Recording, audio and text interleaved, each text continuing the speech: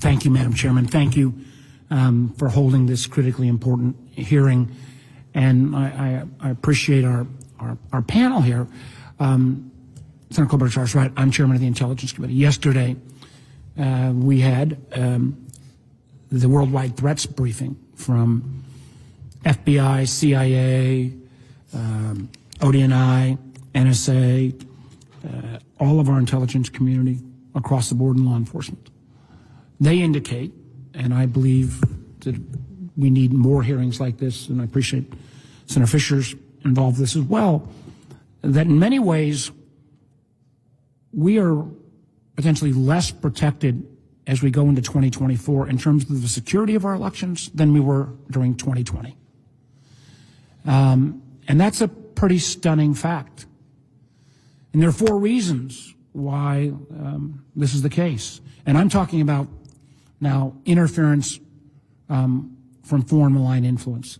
Number one, a number of our adversaries have seen how cheap and effective it is to interfere in our elections.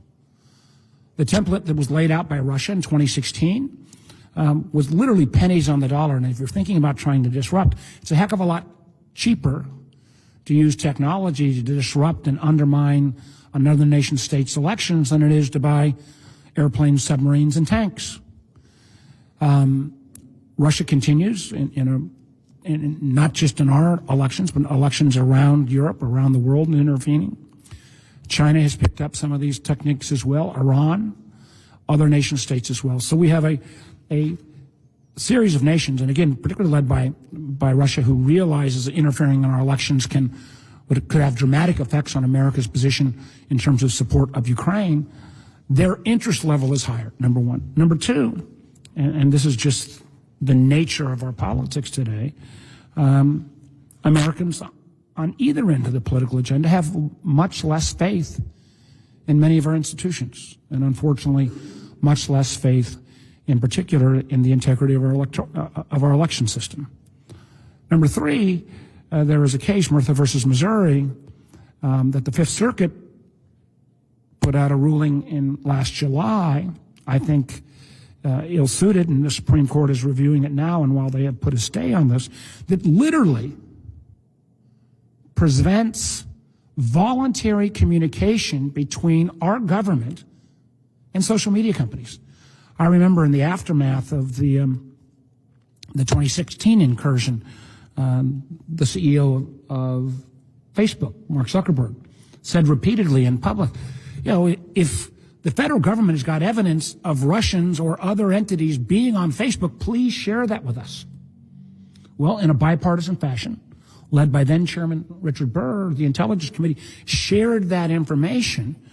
And I have to say, all throughout, actually, the Trump administration, and in this case, the Trump administration did right, there was voluntary sharing that went back and forth on a regular basis. So if NSA or CISA found a evidence of foreign malign influence, that could be shared on a voluntary basis with the other companies, and vice versa.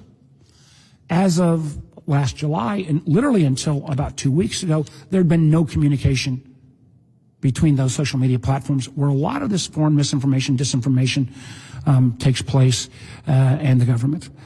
And then finally, and I know the panel has talked about this a bit already, we have the whole new advent of artificial intelligence. AI brings at a scale and speed tools to interfere, misinform, disinform. We all know about deep fakes in terms of our images or our voices. It can happen at a scale and speed in which, and I have a particular appreciation for all of the secretaries of state here, that you guys, there's no way you can keep up with. So I feel it's critically important that we do a better job in a bipartisan fashion of educating the American public that this problem has not gone away, that our adversaries wish us ill. Lord knows we have enough divisions between Americans in terms of our political views that we ought to argue amongst ourselves, and that's appropriate. But to somehow have this overly influenced, amplified, misinformed, disinformed by foreign malign influence is incredibly problematic. I know my clock is about out, but Secretary Benson, if you could just briefly, ERIC was a system that was voluntarily set up, again, by folks from the Trump administration that unfortunately states have exited. You decided in Michigan to come into that system. Could you briefly address, and I thank the ranking member for allowing me to get that question in. Yes, I want to also address what you were talking about with the threats of misinformation. But yes, Michigan has been a member of ERIC since 2019, and we found it to be a really effective method to collaborate with 24, the current membership is 24 other states as well as Washington, D.C., to ensure, a lot of what my colleague from Alabama was talking about with his state system, that we're actually able to do collaboratively with states around the country, quite effectively increasing the accuracy of our voter rolls through what heretofore has been the most secure and effective bipartisan collaboration of states to protect the integrity of our elections that our election administration system has ever seen. It has been victimized by a lot of misinformation, and I actually want to, which really underscores how lies around our democracy harms the security of our democracy. And as you just said very clearly, and one thing we're not talking enough about is that our foreign adversaries to this country have a greater incentive than ever before in this election cycle to interfere with our elections processes. The way they will interfere with our processes is not through trying to harm our infrastructure. Our elections are secure. We all use paper ballots. We all have audits. We all have several layers of security in place to protect every voice and every vote and ensure every eligible vote and only eligible votes are counted. Where misinformation and where foreign threats will affect our elections aren't just through AI, but are in multiple, multi-scale attempts to fool voters about their rights in an effort to cause confusion and chaos and instill fear, in an effort to deceive voters, to divide us as Americans, and to deter us from believing in our voice and in our votes. In that effort, to combat that effort, we must invest in efforts to educate our citizens, boost trusted messengers from all sectors and all parties, and collaborate more than we ever have before to ensure we are marching forward arms locked to protect every citizen's voice in this election from efforts to fool them about their voice and about their votes. The federal government must be a partner in that effort. CISA must be a collaborative partner in that effort, working with all of us to ensure that we are recognizing what maligns our election system isn't really left or right. It's this foreign interference that could cause every citizen in this country to stop believing, not just in their institutions of government, but in their own voice. And against that, we can all fight proudly, I believe, and we can be successful if we do it together. Thank you, Senator Warner. As a member of the Armed Services Committee, I'm well aware of the malign activities that we see from our foreign adversaries, but I know that election officials also still worry about infrastructure and still worry about the increase that we see from cybersecurity threats, and whether it's threats to the infrastructure itself or government websites or voter registration databases, the poll books. So Secretary Allen, could you tell us about how Alabama has worked to mitigate potential cybersecurity threats and whether you've encountered any unique challenges in this process and whether you see some of those threats changing over time as well? Yes, ma'am. Thank you. We work very closely with our Office of Informational Technology that oversees our statewide agencies and the backbone of our IT department. We have an in-house IT department as well, but we collaborate with these agencies, with the FBI, with the DHS quite frequently, especially over the last several months, getting prepared for the primary that we had last week and obviously getting prepared for the runoff coming up in certain parts of Alabama in April, and then to the general election in November. So we have many conversations on cyber. That's one thing we take very seriously. Matter of fact, on election night, we have someone there from our Office of Information Technology, the statewide office. We have someone from our own IT department in our office as unofficial returns come in in the evening. to make sure if there's ever anything that pops up on our radar that we are able to answer them very, very quickly and to mitigate any kind of potential threats that are out there with us or maybe targeting Alabama. So we work across many platforms to make sure that we're ready to fend off any type of cyber attacks in Alabama. Thank you. Mr. Cruz, what are some of the unique challenges that local election officials face in mitigating those cybersecurity threats? If you turn your mic on, there you go. Sorry. You know, the big one, I think, obviously would be the disinformation. If someone were to hack a website of ours and try and change information or results, something of that nature. Also, the AI of impersonating myself, you know, perhaps saying polling place changes or deadline changes, things of that nature. We're fortunate in the fact, or I'm fortunate in the fact, that in Douglas County we have the group called .com, the Douglas Omaha Technology Commission, and it's a joint venture. They really are the experts on technology, cybersecurity, and things of that nature, and so they provide all of that for me. I also do have two gentlemen in-house in our election system and technology department. They created our website. They maintain our website. So if something were to happen, we hopefully could fix it in-house fairly quickly. We don't contract with a third party for that. We can also change things on it instantly using them to get messages out. You know, I think from the local election official perspective, we hear all the time that voters trust their local election officials, and we hear a lot that we believe maybe there was fraud or misinformation or something in someplace else, but not our jurisdiction. And so really having a trust with your community, with your voters, and with media outlets.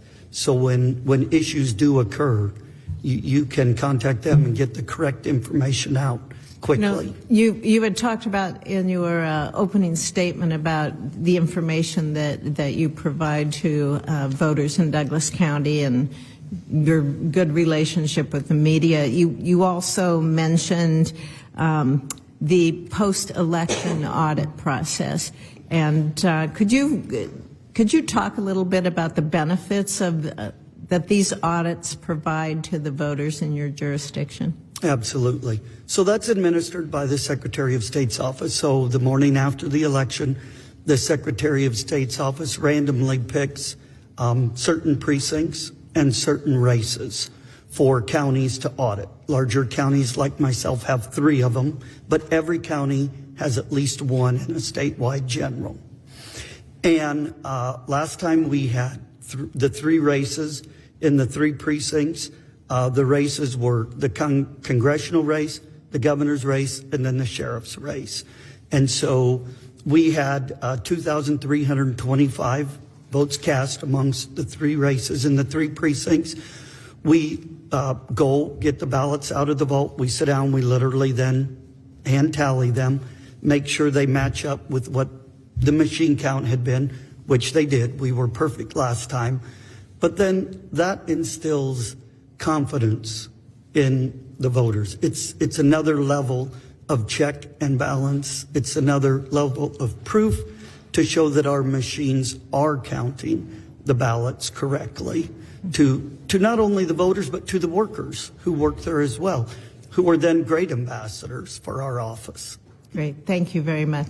Thank you, Madam Chair. Very good. Thank you. Secretary Benson, as you mentioned in your testimony, Michigan implemented in-person early voting during last month's primary. Can you share more information about how you worked with local officials about these and other reforms that expand access to voting and why these efforts are important? I'm happy to. Thank you, Senator and Chairwoman. I am proud in Michigan that both in 2018 and in 22, voters themselves amended our state constitution to implement automatic voter registration, election day registration, enhanced audits and protections, as well as enhanced opportunities for military and overseas citizens to vote. They also gave every citizen a right to vote from home, a right to have a drop box for every 15,000 voters in our state that is secure and monitored and checked daily, and 9 days of early voting in every statewide election.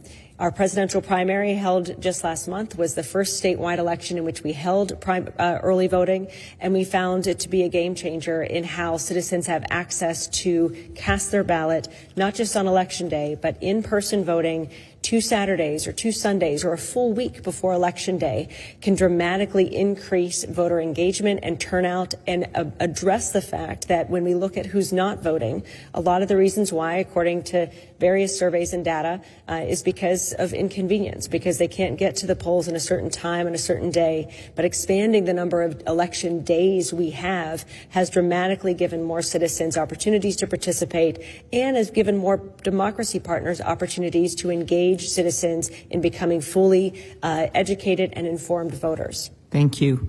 I mentioned AI, and we know that we already have misinformation out there and how viral it can go. Ms. Nelson, can you speak briefly on how disinformation targets voters to suppress the vote, number one, and then how AI would make it even easier for disinformation to go viral? Yes, disinformation is something that is not new to our election system, unfortunately. Black voters in particular have been targeted throughout the time they've enjoyed the right to vote with information that would mislead them as to where to cast a ballot, whether they were eligible. There have been many barriers based on false information. But with AI, we see those efforts multiplied and exacerbated in extremely dangerous ways.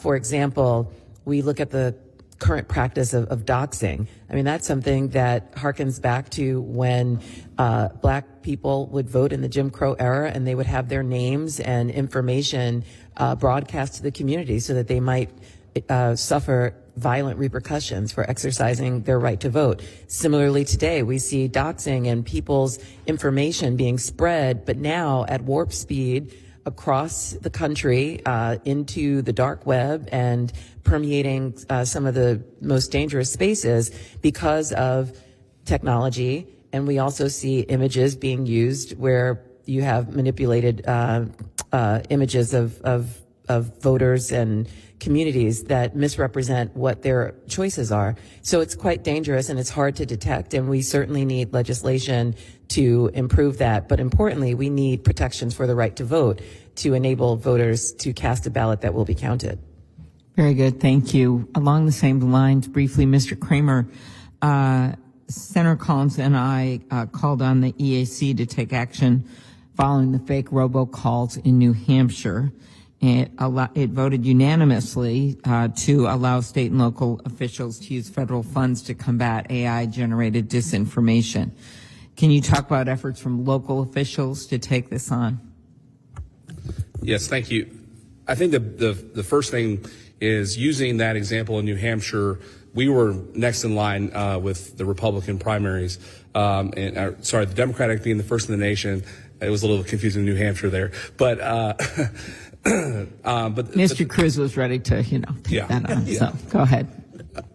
But at the end of the day, the first thing as election officials we do is plan and making sure that our local partners. And one thing I'm very thankful for, we have a counter threat manager in Charleston County who's monitoring all the threats that are coming in across the nation and using that information to then inform our decision-making process.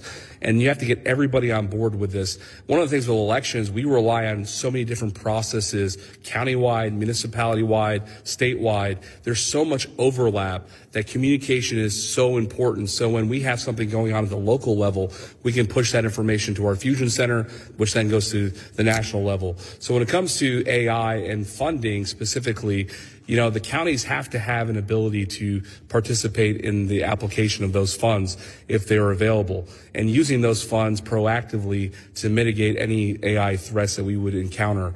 In Charleston, I'm sorry, go ahead. Yeah. No, good. Thanks. I just want to quick, Mr. Allen, can you talk about how, we work hard to get some federal funding for elections? It's been helpful for equipment and the like.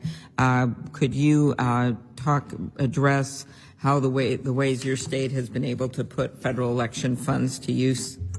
Yes, ma'am. Thank you. We used HIVA funds to make available to all of our 67 counties GIS software, mapping software that are able to be used in all of our Board of Registrars offices. So when they are getting folks registered to vote, or when they are implementing new county commission lines, school board district lines, congressional lines, that the voters are made sure that they are put in their correct voting precinct in the correct district. So we have made that available, and it's being utilized right now, and we are happy and pleased with the implementation of how that's going so far. Thank you very much. I'll save a question. My colleagues are all here for you, Mr. Cruz, on recruiting poll workers and the like. With that, we turn it over to Senator Britt. Thank you, Madam Chairwoman. Secretary Allen, this committee has heard testimony before regarding nationwide challenges with recruiting and retaining poll workers. I know that earlier this year you launched the Heroes to the Polls initiative in Alabama to help recruit poll workers in our state. Can you explain more about what that initiative is and how it's been implemented and how it's going at this point? Thank you, Senator. So who better than veterans to protect our elections? They have protected our constitutional right to vote with their service through the military. So we wanted to launch this program to help recruit poll workers. I can tell you, as a former probate judge who stayed on the phone a lot recruiting poll workers, that's one thing we wanted to make available and help our local elected officials who run our elections. And so that's really, really important. That we make that available to them. And, we want to give another tool to the probate judges, circuit clerks, and sheriffs. So when they're appointing those election officials, and when I'm speaking to groups, one thing I always try to encourage these groups to do is I ask them, I said, raise your hand if you've ever served as a poll worker. And sometimes you have some, sometimes you don't. And I always encourage them to get involved because that's how they can help their local communities. And so with our Heroes at the Polls program, we think that's important. We've also launched Lawyers for Liberty, which is we work with the Alabama State Bar to give attorneys and to recruit attorneys. If they sign up, get trained, and work on Election Day, they get 4 hours of continuing education. Oh, that's great. Through the State Bar. So we want to make that tool available to them as well. And so we're taking steps to help these local officials to recruit poll workers. Excellent. Thank you for your work on that. Additionally, as you know, federal law bans non-citizens from voting in federal elections. That being the case, it's important that states be given the tools that they need to ensure non-citizens are not able to register or vote in our elections. Last year, I introduced the Citizen Ballot Protection Act here in the Senate, and I appreciate all of my Republican colleagues on this committee joining me in that effort. Congressman Gary Palmer of Alabama introduced the House version of that bill earlier last summer, and it was voted out of House Committee on Administration in November. I hope to see both chambers pass this and it become law. The bill is simple. It amends the National Voter Registration Act to allow states to put in place a proof of citizenship requirement for both the federal mail voter registration form and any state mail voter registration form that they might be able to develop. Secretary Allen, in that vein, can you explain what resources secretaries of state have around the country at their disposal to provide their state or local election officials the ability to verify citizenship when individuals attempt to register to vote? Thank you for the question. The simple answer is we don't have really anything that at our disposal to verify citizenship. Really, when a man or woman goes in to register to vote and they sign their name, they are attesting that they are telling the truth, that they are a citizen of the country.